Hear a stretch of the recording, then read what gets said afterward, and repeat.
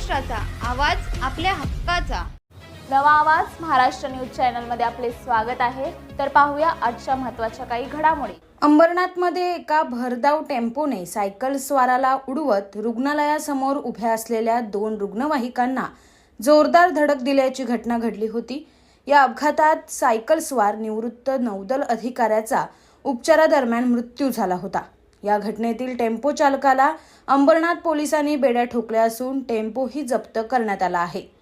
अंबरनाथ पश्चिमेच्या लादीनाका परिसरातील Ambar care hospital समोर ही घटना शनिवारी 15 मार्च रोजी पहाटे 5:15 वाजताच्या सुमारास घडली होती। नौदलातून नुकतेच निवृत्त झालेले शिवाप्रसाद गौड हे सायकलिंग करण्यासाठी निघाले होते। बुवापाडा येथील राहत्या घरातून निघून फॉरेस्ट नाक्याकडे सायकलवर जात असताना अंबर केअर हॉस्पिटल समोर त्यांच्या मागून आलेल्या एका भरधाव टेम्पोने आधी त्यांना जोरदार धडक दिली आणि त्यानंतर हॉस्पिटलच्या समोर उभ्या असलेल्या 2 रुग्णवाहिकांनाही हा टेम्पो धडकला होता। हा टेम्पो प्रचंड वेगात असल्याचं सीसीटीव्ही कॅमेऱ्यात दिसून आलं। अपघातानंतर टेम्पो चालक घटनास्थळावरून फरार झाला होता। या अपघातात गंभीर जखमी झालेल्या शिवाप्रसाद गौड यांचा उपचारादरम्यान मृत्यू झाला।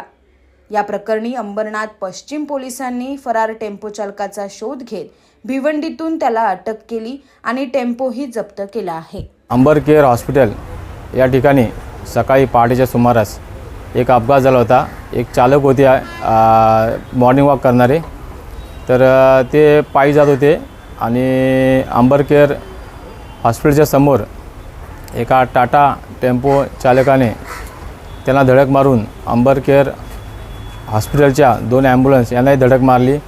त्यामध्ये एक सायकल स्वारही जखमी झाला होता। त्यामध्ये जे गौड नावाचे इसम होते ते गंभीर जखमी झाले होते। त्यांना प्राथमिक उपचार इथे लोकल हॉस्पिटलला केल्यानंतर त्याला फोर्टिस मुलुंड हॉस्पिटल या ठिकाणी नेण्यात आले होते आणि दिनांक 20 रोजी ते मयत झालेले आहे। तर हा अज्ञात चालक होता।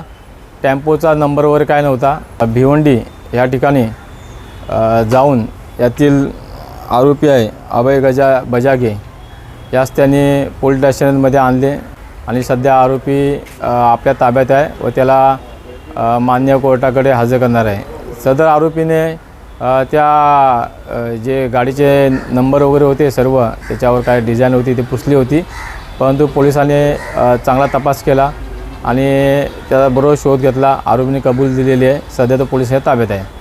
बातम्या पाहण्यासाठी चॅनलला सबस्क्राइब करा, बेल आयकॉनवर क्लिक करा आणि रहा सतत अपडेट।